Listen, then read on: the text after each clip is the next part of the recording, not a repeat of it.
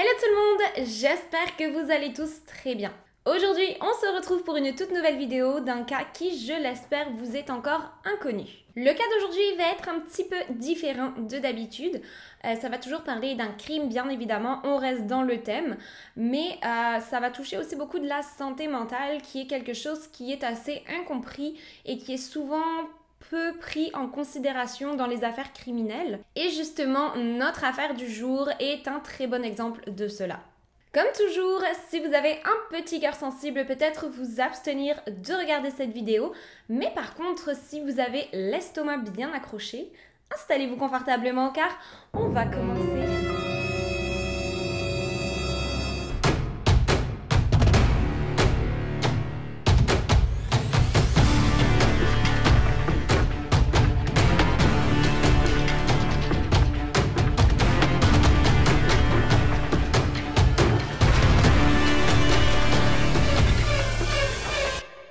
Michael est un journaliste sportif américain qui fera la rencontre de la jolie Christina dans les années 80 et tous deux auront deux enfants, leur aînée Sierra et la petite dernière qui s'appelle Crystal. La famille vit en Géorgie, aux États-Unis donc, et est décrite comme une famille très ordinaire et plutôt discrète, pour le moment en tout cas. Crystal, leur fille cadette, est une véritable tornade. Elle n'arrête pas une seconde et elle fait toutes les bêtises possibles et imaginables, ce qui est un très gros changement dans la routine des parents car leur première fille Sierra était très calme et une enfant très facile, donc c'est quelque chose de vraiment nouveau qu'ils ont un petit peu de mal à gérer. Christina, la mère de famille, dit même de Crystal qu'elle a un attrait évident pour les problèmes. Et autant dire qu'en grandissant, les choses ne s'améliorent pas pour Crystal, bien au contraire. Vers l'adolescence, en plus d'être attirée par le danger, elle commence aussi à être attirée par l'illégalité. Elle ment de plus en plus, elle vandalise des propriétés et elle commence à voler énormément. C'est vraiment devenu à ce moment-là une véritable kleptomane. Arrivée à l'adolescence de Crystal, on peut dire que pratiquement tout le voisinage de la famille Howell avait eu à un moment ou à un autre un problème avec Crystal. C'est environ à ce moment-là que Michael et Christina réalisent que leur fille a réellement besoin d'une aide médicale et d'un professionnel car ça n'est pas simplement une crise d'adolescence, ça devient vraiment très limite et complètement ingérable pour eux. Crystal fut diagnostiquée comme atteinte de troubles mentaux, ce qui expliquait son comportement depuis toutes ces années. Elle sera donc placée sous médication, elle aura un traitement qui est quand même assez intense et qui va commencer justement à causer des problèmes au sein du couple Michael et Christina qui se disputent un petit peu autour de ce traitement. Michael était absolument contre le fait que sa fille soit sous l'emprise de médicaments à un âge aussi jeune. De plus, il pensait que son comportement était aussi lié au fait qu'elle entre dans l'adolescence et que forcément à cette période, ça n'aidait en rien et que une fois cette période passée, une fois l'adolescence passée, elle se calmerait d'elle-même et que les choses s'amélioreraient. Il trouvait aussi que certaines des pilules étaient peut-être un petit peu trop fortes et avaient tendance à modifier le caractère et le comportement de sa fille, ce qui ne lui plaisait pas du tout. Christina, elle par contre, insistait sur le fait que leur fille avait besoin de ce traitement, qu'elle était absolument ingérable et elle avait peur de ce qui pouvait justement arriver et de voir jusqu'où les choses pourraient arriver si elle ne prenait pas ce médicament. Donc autant dire que cette situation créait un climat assez explosif chez les Howells et que le couple commençait à se disputer de plus en plus et leur relation se détériorait au fil des jours. Leur couple ne tenait donc plus qu'à un fil et c'est à ce moment-là que Christina décida d'annoncer une nouvelle à Michael qui allait tout changer. Elle lui annonça que leur fille, Sierra, n'était pas de lui. Elle avait eu à l'époque une relation extra-conjugale, c'était donc de cette union que Sierra était née. Elle avait gardé ce secret toutes ces années et peut-être dû à une énième dispute ou peut-être parce qu'elle réalisait qu'il n'y avait plus rien à sauver de leur couple, elle décida de l'avouer à Michael à ce moment-là. C'était la goutte d'eau qui fit déborder le vase et le couple se sépara suite à cette annonce.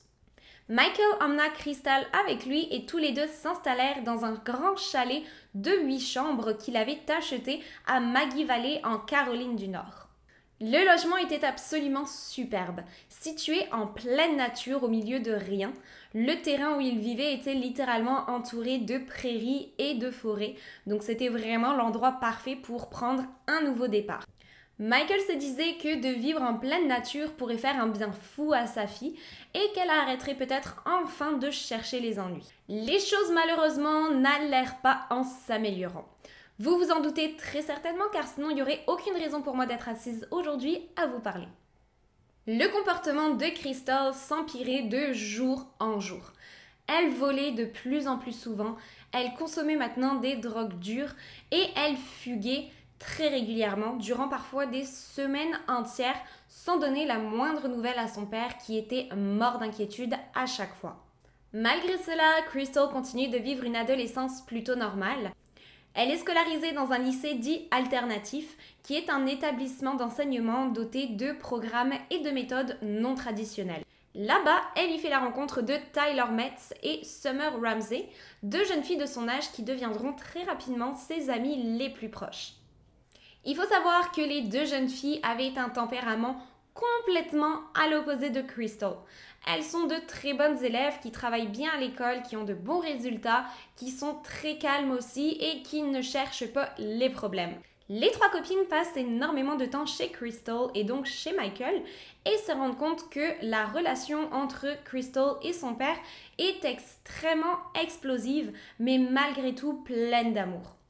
Ils se disputaient sans arrêt sur le fait que Michael était un petit peu trop strict avec sa fille, ce qu'elle avait du mal à supporter.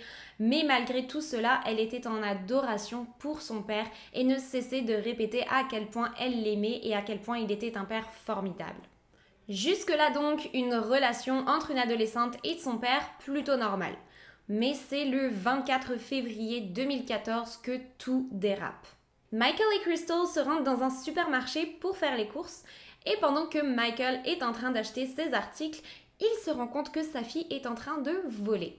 Prise la main dans le sac, il lui fait toute une scène en plein magasin, lui demande de reposer les articles et la force à aller s'excuser auprès d'un manager. Crystal est morte de honte et folle de rage contre son père. Elle s'exécute tout de même et les deux rentrent ensuite à la maison. Le lendemain, Crystal texte ses deux amies pour leur dire que son père est parti en voyage d'affaires en Géorgie. Elle leur propose donc de venir passer quelques jours chez elle durant son absence. Vous imaginez bien qu'une maison vide de tout adulte est le rêve de tout adolescent. Summer et Tyler débarquent donc immédiatement chez les Howell. Au début, tout se passe plutôt bien. Les jeunes filles se contentent d'aller en cours et de faire quelques petites soirées pyjama. Mais c'est au bout du 4e jour que les choses prennent une tournure un petit peu plus sombre. Crystal reçoit un appel de sa mère lui annonçant que son père vient de se suicider. Elle est alors prise d'une crise de larmes, elle se met à hurler et devient complètement hystérique. Ses deux amies essayent de la contrôler et de la consoler autant qu'elles le peuvent, mais c'est impossible, elle est complètement incontrôlable. Ne sachant quoi faire pour aider leur amie et voyant bien qu'elle est très instable, Summer et Tyler décident donc de s'installer officiellement chez les Howell pour pouvoir garder un œil sur elle et s'assurer que tout va bien et qu'elle ne fasse aucune bêtise. Mais dès les premiers jours, les choses prennent une tournure assez inattendue. Ce sont maintenant des dizaines de personnes qui font des allers-retours dans la grande maison qui devient alors le théâtre de fêtes absolument hors de contrôle. L'alcool et la drogue coulent à flot et Crystal fait même installer une barre de pole dance dans la cuisine. Ça a l'air que la perte de son père lui semble déjà très loin. Mais qui payait pour tout cela, vous vous dites? Eh bien Crystal elle-même, car elle avait conservé avec elle la carte de crédit de son père qu'elle utilisait pour absolument toutes les dépenses. Elle payait elle-même l'alcool, la drogue, la nourriture et même les factures d'électricité de la maison. Summer et Tyler trouvent cela très étrange que Crystal ait en sa possession la carte de crédit de son père et surtout qu'elle organise des fêtes absolument immenses quelques jours seulement après la nouvelle de sa mort. Mais très vite, elles reprennent conscience que peut-être c'est un événement qui est traumatisant pour elle et que c'est sa façon de réagir et de faire son deuil. Elle lui laisse donc le bénéfice du doute.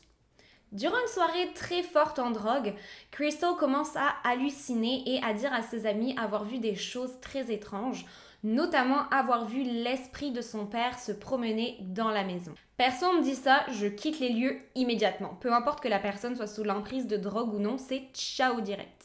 Suite à cette soirée, Crystal continue d'agir de plus en plus étrangement. Elle passe même 2 semaines entières assise dans une chaise sans en bouger. On aurait dit un vrai zombie.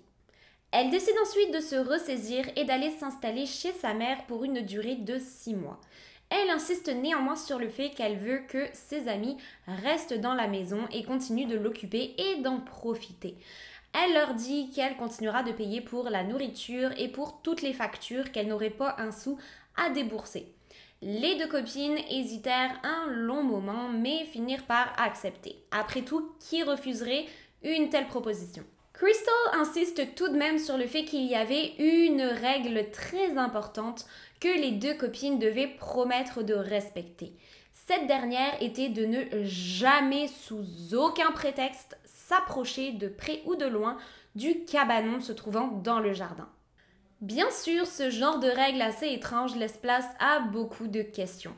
Et lorsque les 2 filles demandèrent à Crystal la raison pour laquelle elle ne pouvait pas s'approcher du cabanon, elle répondit tout simplement que c'était l'endroit où elle passait le plus de temps avec son père et qu'elle y avait créé de très forts souvenirs et que pour cette raison, elle ne voulait personne à l'intérieur ou même autour du cabanon. C'est un peu suspect, mais pourquoi pas? Après tout, c'est pas cher payé pour pouvoir rester dans une immense maison sans avoir à débourser le moindre centime. Donc les 2 filles acceptèrent et promirent de ne pas s'approcher du cabanon. Crystal prit donc la route à bord de la voiture de son père en direction de chez sa mère. Et ça n'est que 24 heures plus tard que la seule et unique règle donnée par Crystal fut brisée. Franchement pas cool les copines. Michael possédait un jeu de flipper que Crystal avait décidé de vendre.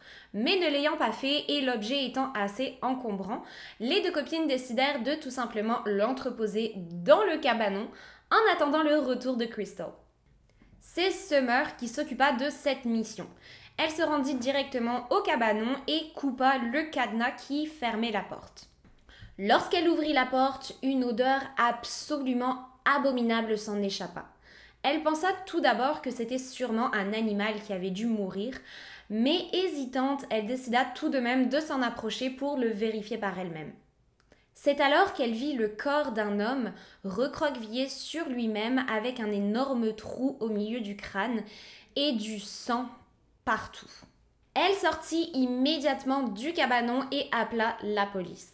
Elle pensait tout d'abord qu'il s'agissait là d'une des personnes présentes à la fête et qu'un accident était peut-être survenu. Mais lorsque les autorités arrivèrent, le corps fut immédiatement identifié comme étant celui de Michael Howell. Summer comprit presque immédiatement ce qui était arrivé. Elle pensa même que Crystal avait essayé de lui faire porter le chapeau pour le crime. Je vous explique. Le fusil ayant été utilisé pour le meurtre appartenait à Michael. Cependant, Crystal attesta à son amie Summer que son père le lui avait laissé en guise de protection durant son absence. Mais décidant qu'elle n'en avait pas besoin, quelques jours auparavant, Crystal avait revendu l'arme au père de Summer pour 20 $ seulement. Summer se trouvait donc à vivre dans la propriété de Michael avec l'arme du crime sous son toit et nez à nez avec son cadavre. Autant dire que ça la mettait dans une position assez inconfortable. Elle donna tout de suite sa version des faits, expliquant tout dans les moindres détails, et la police tenta immédiatement de contacter Crystal qui était injoignable. Personne n'avait la moindre idée de l'endroit où elle se trouvait. Christina, la mère de cette dernière, fut bien évidemment contactée et confirma avoir vu sa fille la veille. Elle s'était présentée chez elle et avait un comportement très étrange. Elle ne voulait pas qu'on la touche, elle ne voulait pas avoir de discussion, elle se contenta tout simplement de se présenter là, de dire au revoir à sa famille et reprit la route. Elle ne prit aux officiers de police que quelques heures avant de retrouver la trace du véhicule utilisé par Crystal. Il était garé sur un motel en Géorgie à seulement quelques minutes de chez Christina et elle fut retrouvée endormie à l'intérieur d'une chambre de ce motel. Elle fut arrêtée et emmenée immédiatement au commissariat. Durant l'interrogatoire, elle affirma être totalement innocente et n'avoir aucune idée de ce qui s'était passé. Elle se montrait très nonchalante et ne montrait aucune émotion. Même lorsque la découverte du corps de son père fut mentionnée, c'est à peine si elle réagit. Les policiers voyaient très bien que Crystal savait exactement ce qui s'était passé et qu'elle cachait énormément de choses. Les policiers continuèrent donc leur interrogatoire en testant toutes les techniques possibles pour la faire parler. Et ça n'est que lorsque l'un d'entre eux lui dit qu'elle risquait la prison à vie et d'être accusée de meurtre au premier degré que Crystal craqua et finit par tout avouer. Vous vous souvenez de ce jour où Michael avait pris sa fille en flagrant délit en train de voler et l'avait forcée à aller s'excuser? Eh bien, ce jour-là, une fois rentré chez eux, Michael alla faire une sieste tandis que Crystal alla prendre une douche. Sous sa douche, elle ne cessait de se repasser en boucle ce qui venait de se passer et de penser à quel point elle avait été humiliée. Folle de rage, elle sortit de la douche et alla récupérer le fusil de son père et pendant qu'il était encore endormi, lui tira une balle en pleine tête.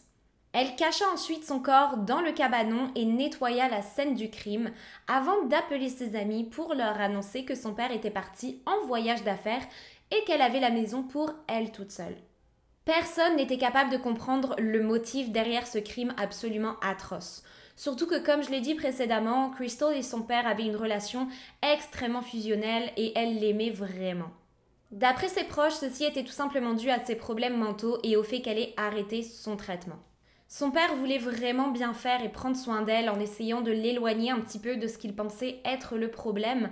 Malheureusement, le problème ne se trouvait pas être les autres, mais se trouvait dans sa tête et nécessitait justement une attention toute particulière. Au moment de son arrestation, des tests furent réalisés et il fut découvert que l'état mental de Crystal était encore bien pire que ce que sa famille ne pensait. Elle souffrait de nombreux troubles mentaux à ce moment-là, ce qui, d'après les officiers, expliquait l'acte qu'elle avait commis. Ne l'excusait pas, je le précise, mais l'expliquait. Sa mère et sa sœur insistent encore aujourd'hui sur le fait que Crystal n'est pas quelqu'un de mauvais, qu'elle n'avait absolument pas conscience de ce qu'elle faisait et qu'elles ne veulent pas la voir traitée comme un monstre. Crystal est simplement une jeune fille qui a échoué à recevoir les soins adaptés à son état de santé mentale. À la suite de son procès, Crystal Howell sera reconnue coupable et condamnée à 30 ans de prison. Elle se trouve aujourd'hui encore enfermée dans un centre pénitentiaire se trouvant en Caroline du Nord. Et voilà pour l'histoire de Crystal Howell. Je trouve ça désolant personnellement que ses problèmes mentaux n'aient pas été pris au sérieux plus rapidement car c'est certain que cette situation aurait pu être largement évitée. Mais en même temps, je blâmerai pas les parents car c'est quand même quelque chose qui est très compliqué à comprendre, très complexe et parfois on veut le mieux pour ses enfants et on essaie de mettre le mauvais de côté et d'espérer que les choses s'améliorent d'elles-mêmes. Mais parfois malheureusement, ça fonctionne pas comme ça. J'espère de tout cœur qu'elle va recevoir les soins médicaux adaptés pour pouvoir la soigner définitivement parce que se contenter de la jeter en prison ne me semble pas être la chose la plus adaptée dans son cas. J'espère en tout cas que cette histoire vous a plu. J'attends vos avis en commentaire comme toujours et si ça n'a pas été fait encore, n'hésitez pas à vous abonner et à activer la petite alarme pour être au courant de la publication de mes futures vidéos. Sur ce, je vous souhaite une excellente journée et je vous dis à très bientôt pour de nouvelles histoires toutes plus glauques les unes que les autres. Bye!